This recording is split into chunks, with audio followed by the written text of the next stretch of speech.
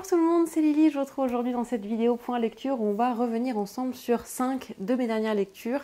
Il y a pas mal de choses et c'est assez varié comme d'habitude. Il y a à la fois des romans, il y a des bandes dessinées, il y a également ici pour le coup un petit guide d'aquarelle. Si vous avez suivi mes book hauls, normalement peut-être que vous savez de quoi je vais parler. En tout cas voilà, on va aborder plein de sujets ensemble dans cette vidéo. Et on va commencer tout de suite par un roman qui s'appelle Vainqueuse. C'est écrit par Jean-Laurent Del Socorro et c'est publié à l'école des loisirs dans la collection M+. C'est un roman, c'est une réécriture historique où on va suivre un personnage qui a réellement existé, qui est donc la jeune femme qu'on voit sur la couverture qui s'appelle Cynisca et qui est donc une princesse spartiate. Et là je vais essayer de vous la décrire sans vous spoiler parce que je trouve que le résumé en dit beaucoup trop sur elle et ça a un tout petit peu gâché ma lecture. Donc je vais essayer de moi pas trop vous en dire et de vous inviter, si jamais le livre vous intéresse, à ne pas lire le résumé. Ce que je peux vous dire, c'est que le destin de cette jeune femme est assez extraordinaire pour l'époque puisque en fait déjà, dans un premier temps, elle va être la première femme spartiate à pouvoir suivre ce qu'on appelle l'agogée, c'est-à-dire l'éducation militaire qui est normalement réservée plutôt aux garçons spartiates et qu'on commence à partir de 7 ans. Il y a une petite pointe de fantastique puisque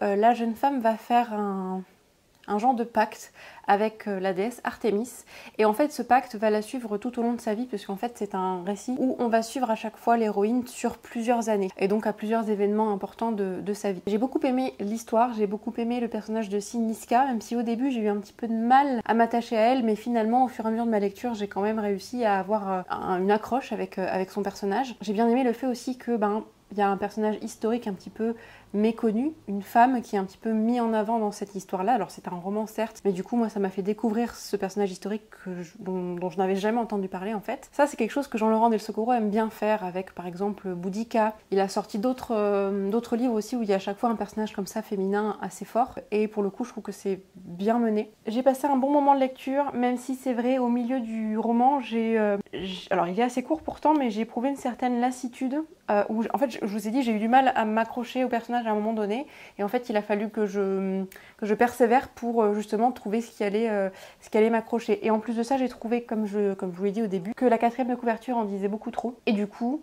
il y a un événement qui nous est décrit dans la 4e de couverture qui arrive quasiment à la fin et du coup je sais pas, ça a un petit peu gâché ma lecture je trouve. Alors après vous allez me dire c'est un personnage historique, c'est vrai que par exemple si on parle du Titanic, si on regarde le film Titanic, on sait que le Titanic coule à la fin. Je pense ne pas vous spoiler en vous disant ça même si vous n'avez jamais vu le film, vous connaissez l'histoire du Titanic. Donc forcément quand on aborde un point de vue historique, il y a souvent cette question-là, c'est-à-dire qu'en fait les choses se sont déjà passées, on sait ce qui est arrivé souvent, donc on ne peut pas vraiment spoiler, mais c'est vrai que là, pour le coup, Cynisca, je la connais pas du tout, je pense que la majeure partie des lecteurs ne connaissaient pas Cynisca avant de lire le livre de Jean-Laurent Del Socorro, et du coup, moi j'aurais bien aimé me laisser surprendre, voilà. En tout cas, si vous aimez les récits historiques dans la Grèce antique, je vous recommande vraiment ce livre. Deux salles, deux ambiances, puisqu'ici on va quitter Sparte pour se retrouver plutôt en France à notre époque avec cette BD que j'ai adorée qui s'appelle Pisse Mémé. C'est écrit et dessiné par Cathy Bord et publié chez Dargaud. J'aime beaucoup le design déjà, j'aime beaucoup les dessins et j'ai beaucoup apprécié l'histoire. On va suivre 4 copines qui en fait au tout début de l'histoire sont en train de prendre un pot dans un bar et vont un petit peu se lancer comment dire, c'est pas vraiment un défi à ce moment-là, mais elles vont évoquer un rêve commun ensemble qui est de monter une espèce de bar slash salon thé slash librairie slash coin atelier yoga.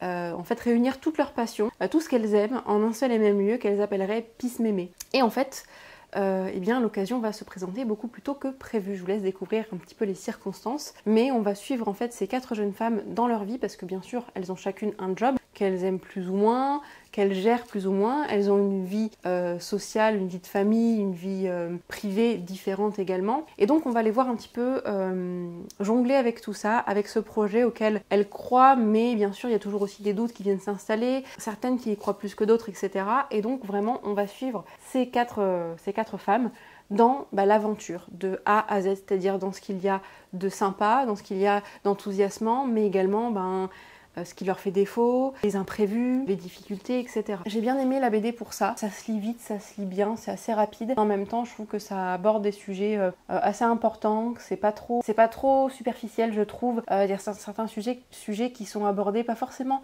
en profondeur, mais qui sont pas non plus survolés. Et j'ai bien aimé ça pour le coup. J'ai trouvé que c'était rafraîchissant. Voilà, je vais dire ça. Donc si jamais ça vous intrigue, n'hésitez pas à découvrir Peace Mémé. Alors je vais passer rapidement sur celui-ci parce que j'ai pas grand chose à dire sur ce carnet. Ça s'appelle Créer votre carnet de souvenirs à l'aquarelle. C'est écrit et illustré par Laura Pasquet, qui s'appelle également Laura Travelbook sur YouTube et Instagram. C'est une aquarelliste que j'aime énormément suivre et donc elle a sorti cette année 2 ouvrages. Un premier donc qui est celui que je possède aujourd'hui et que je peux vous montrer, c'est un petit carnet où on va en fait avoir plein de conseils sur comment créer comme elle des carnets à l'aquarelle, voilà, des carnets de souvenirs. Donc elle nous donne un petit peu ses tips, comment elle procède, etc. J'ai trouvé ça vraiment très poétique, j'ai adoré retrouver l'univers de Laura dans ce livre-là. Il y a également donc en livre compagnon, moi je l'ai pas pris, mais si ça vous intéresse, vous pouvez le prendre, un carnet où on peut vraiment du coup s'essayer à la création de carnets de souvenirs à l'aquarelle, c'est-à-dire qu'il y a certaines de ces illustrations qu'on peut venir colorer avec de l'aquarelle. En plus c'est un papier aquarelle qui est assez épais, je crois qu'il fait 300 grammes il me semble, et il y a des pages vierges également où on peut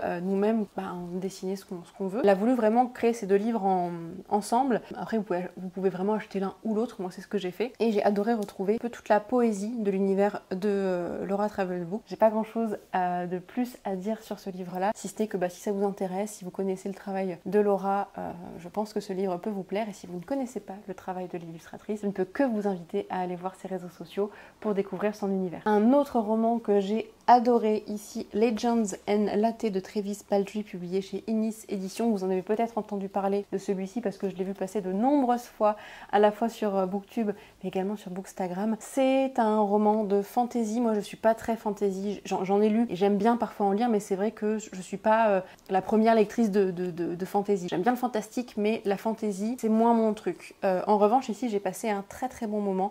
On est sur de la cozy fantasy. Puisqu'on va suivre ici Viv, qui est donc l'héroïne, qui est une orque de guerre, qui arrive un petit peu au terme de sa carrière militaire, c'est-à-dire qu'en fait elle n'a plus envie de faire la guerre, de partir en vadrouille, et en fait elle a envie de se poser quelque part. Elle a envie de se poser quelque part, et encore plus, elle a envie de créer en fait quelque chose d'inédit, de fonder un commerce. En fait elle va se lancer le pari fou de s'installer déjà dans une petite ville et d'installer un café. Un café où donc elle servirait du café, des lattés, etc., peut-être des pâtisseries, alors que en fait le café est une boisson qui est très peu répandue dans cet univers-là, dans ce monde-là. Elle l'a découvert au gré de ses voyages, au gré de ses expéditions, et en fait elle a tellement aimé qu'elle veut le faire connaître. C'est pas un roman où il se passe grand-chose, très sincèrement. C'est un roman plutôt douillet, c'est un roman où on va vraiment suivre l'aventure, un petit peu comme dans Peace Mémé, de Viv, qui rencontre à la fois des opportunités, mais également des difficultés, etc. Elle va rencontrer des gens, et en fait c'est un roman où j'ai beaucoup aimé les personnages, le personnage principal, mais aussi et surtout les personnages secondaires, en fait, qui ont tous un petit supplément d'âme qui fait que on s'attache à eux très rapidement. Il y a une atmosphère qui est cosy, qui est douillette, dans laquelle j'ai aimé me plonger. J'ai lu ce livre très rapidement. Je pourrais éventuellement reprocher un petit peu les facilités scénaristiques du livre, parce que en fait les difficultés sont parfois un petit peu vite surmontées, mais en toute honnêteté ça m'a pas vraiment dérangée. C'est pas pour ça que je lisais le livre en fait. C'est vrai que c'est facile, ça va vite, c'est simple, mais on passe un bon moment. Donc moi c'est ce que j'ai envie de retenir. Le dernier ouvrage que je vais vous présenter dans cette vidéo est un comics, une BD. Ça s'appelle Séance Tea Party. J'ai adoré cette histoire. C'est écrit par Reimena Yi et c'est publié chez Kinan Éditions. C'est un récit que j'ai lu à la période d'Halloween et c'était parfait pour cette période-là. On va suivre une jeune fille ici qui est sur la couverture, qui est une jeune fille rêveuse, qui est à l'orée en fait de l'adolescence, qui a peur de grandir, qui en fait est très attachée à son enfance, à ce qu'elle aime, elle a peur de changer en fait. Et toute la BD est un petit peu orientée autour de ça, autour de cette thématique-là en toile de fond. Et en fait, on va surtout suivre aussi son amitié avec l'autre personnage qui est sur la couverture, qui est en fait un fantôme. C'est une jeune fille qui a le même âge qu'elle et qui en fait vit dans sa maison. L'héroïne, j'ai oublié son prénom, elle s'appelle Laura, va découvrir Alexa, je crois qu'elle s'appelle, Alexa, voilà. Donc le fantôme qui vit chez elle, suite à une séance de spiritisme qu'elle fait dans sa chambre, en fait, elle crée comme un espèce de moment, comme un goûter, comme une tea party, c'est pour ça que ça s'appelle comme ça, pour invoquer les fantômes qui sont autour d'elle, et elle va rencontrer Alexa, qui a le même âge qu'elle et qui partagent un petit peu les mêmes centres d'intérêt. En fait, vraiment, elles vont se lier d'amitié toutes les deux et c'est un petit peu leur histoire qui est racontée ici. Et c'est un petit peu une ode à la vie, comme un petit peu un doudou qu'on viendrait poser sur les mots de l'adolescent, sur cette peur qu'on a de grandir, de changer. Et en ça, j'ai vraiment beaucoup aimé. Je le recommande vraiment chaudement pour les adolescents, mais vraiment pas que. Moi, j'ai adoré à la fois les dessins et l'histoire, les personnages. C'était juste un très très bon moment de lecture. Voilà pour cette vidéo, j'espère que ça vous a plu. N'hésitez surtout pas, si elle vous a plu, à laisser un petit pouce en l'air, à me laisser également un commentaire. Ça aidera toujours à booster la chaîne et cette vidéo. Si vous ne savez pas quoi poster, n'hésitez pas à poster par exemple un petit emoji. Allez, on va faire honneur à la dernière lecture que je vous ai présentée. Mettez-moi un petit emoji fantôme. Sur ce, je vous souhaite de très bonnes lectures à venir et je vous dis à très bientôt sur la chaîne. Bye!